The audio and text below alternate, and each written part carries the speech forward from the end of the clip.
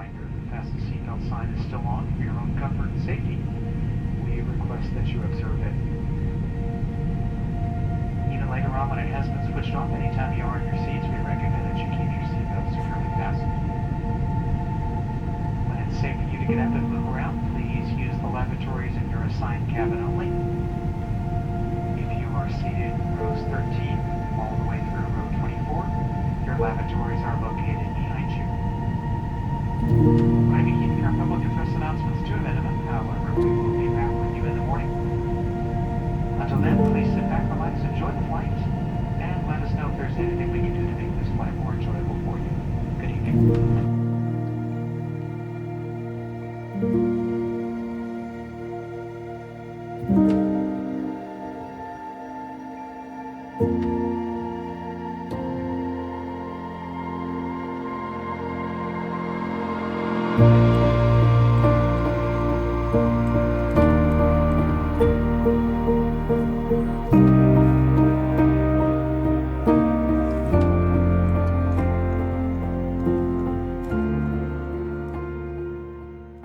Previously on After the Fall. Who was that back there? That was 18B. He was a friend. But that person back there, I'm not sure who that is. Hey, are you alright? Yeah. Did you ever catch the fish? I don't remember. I think I remember your father. How could you? You weren't there? No. I guess I wasn't. Reese? There he is, standing there, at the edge of camp, near the tree line. Something feels wrong. Phew, I didn't think we were gonna make it. The quiet ones. Yeah, I'm starting to see why. The figure's parting slightly as he approaches, as though making room for him until he's gone. Only the quiet ones remain. The tree line stands motionless. Dark, silent, empty. The last place you saw Reese. Reese, are you out there? Your voice echoes through the forest. No answer. No movement. Nothing. You step forward, then another, crossing beyond the final marker of the camp into the trees. Reese! Come on!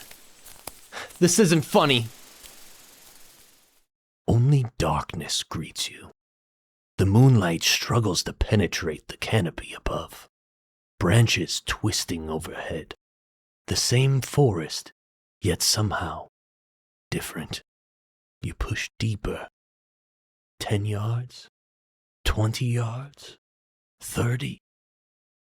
Reese! Nothing. Not a reply. Not a footstep, not even the sound of retreat. As if though he had simply vanished. Connor! You turn. Far behind you, near camp, lantern light, two figures are approaching. Charles and Bryce. Get back here! He's right here. He just walked in. We have to go after him. Connor. Bryce's voice carries something you've never heard before. Defeat. What? You're not gonna find him tonight. Then when? Maybe never.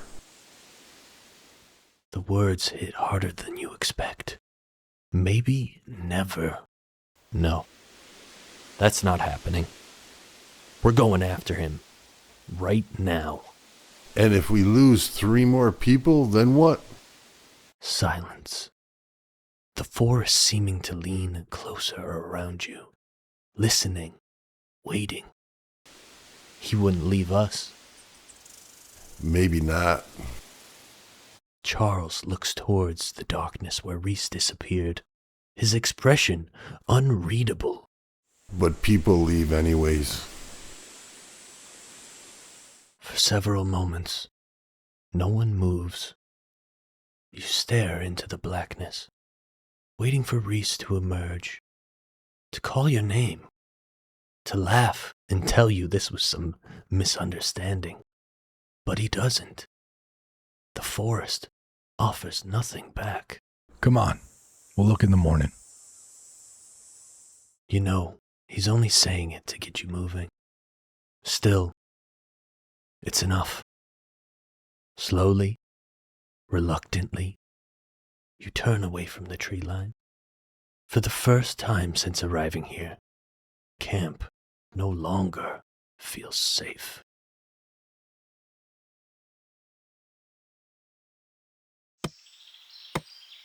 Morning arrives. Not with answers, only daylight. The sun filtering through the canopy above.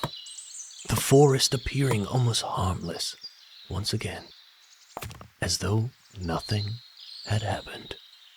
You step outside, immediately searching the camp, the fire pit, the supply shelter, the butcher station. Nothing. No sign of Reese. He's gone, isn't he? Only ordinary sounds of camp life. A knife against wood, someone hauling water, the quiet murmur of conversation. Seriously? The sight angers you. People moving about their day, as if your friend hadn't vanished hours ago. Morning. Charles doesn't even look up from his work. That's it? What's that supposed to mean? Reese is gone. I know. Then why is nobody doing anything? What would you have us do? For the first time, Charles pauses, the knife resting against the cutting block. Go find him. Charles studies you for a moment. Not dismissive, not cruel, just tired. You think you're the first person to say that?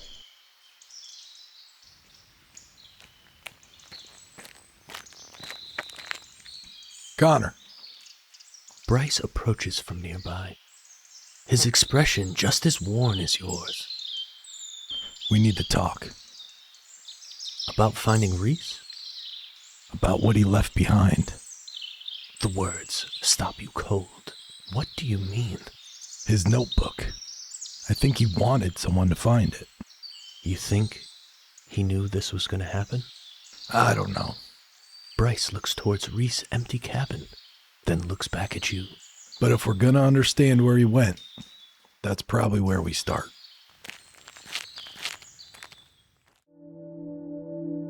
The cabin door creaks open. The familiar interior greets you. 2 cots, a lantern, a small wooden crate. Everything exactly as it was the night before, except Reese is gone. Bryce kneels beside the crate, removing a worn leather notebook, thicker than the arrival's ledger. Its corners softened from years of use. Found it under his bunk. You carefully open the cover. Page after page. Observations, names, dates, questions, fragments, not answers. This isn't a journal. No. It's Reese trying to understand this place. You continue flipping, the handwriting growing messier and messier towards the end. The entries becoming increasingly focused on specific locations. The oak tree, the old creek crossing, the eastern ridgeline. Places Reese believed mattered. Then near the back, a page folded over. Wait. You unfolded. The final entry, written only days ago. Reese's handwriting is unmistakable. The oak shows us what we miss. The pond shows us what we avoid.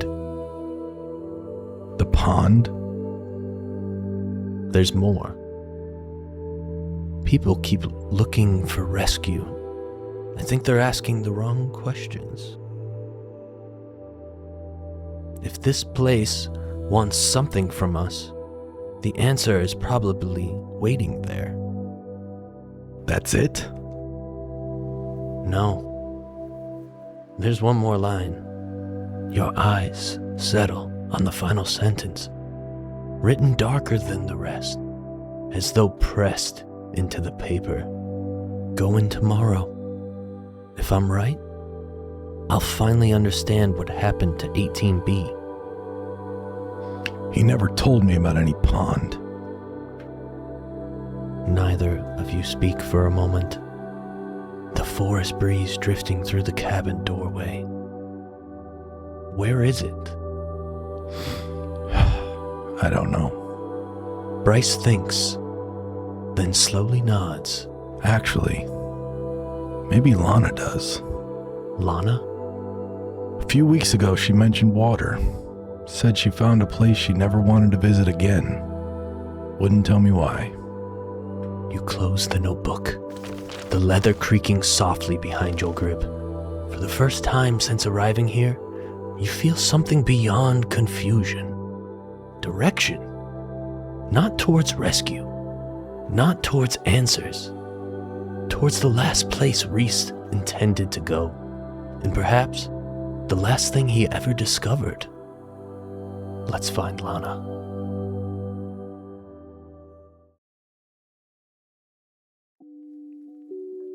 Lana sits near the edge of camp, mending a torn sleeve, needle moving carefully through worn fabric. Lana. She glances up, immediately noticing the notebook in your hand. That's Reese's. You've seen it before? No, but I've seen him carrying it. You sit beside her, opening to the final page, watching her expression as she reads. The moment her eyes reach the words, "the pond," she stops. You know where it is. Lana? I know where it is. Then come with us. She immediately shakes her head.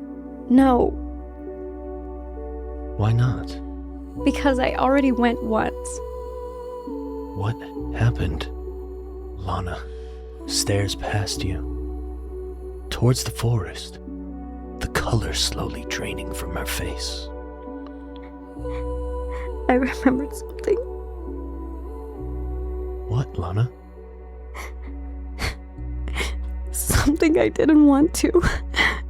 Reese thought it mattered. Maybe it does. She stands, brushing dirt from her clothing. Follow the western marker trail. About 2 miles, you'll find water. If the pond wants you there, you'll know. What does that mean? I don't know. None of us do. For a moment, she looks almost guilty. If you find Reese, tell him I'm sorry. Sorry for what? But she simply walks away, leaving the question unanswered.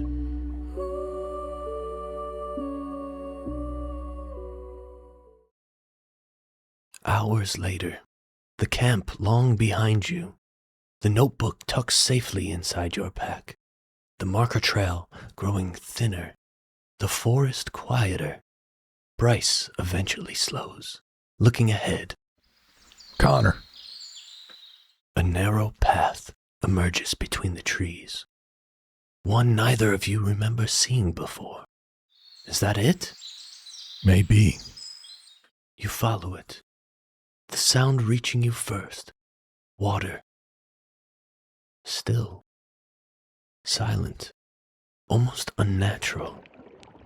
Then the trees begin to give way. The pond. Perfectly circular. Its surface smooth as glass.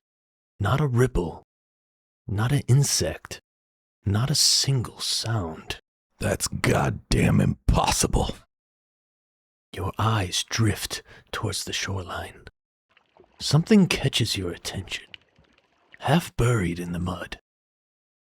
Bryce, you step closer, heart beginning to race, kneeling beside it, slowly pulling it free. A gold chain, mud-covered, but unmistakable. No. You wipe away the mud. The gold catches the light, a familiar chain, one that you've seen around Reese's neck every day since arriving at camp. Beneath it, fresh footprints leading away from the pond.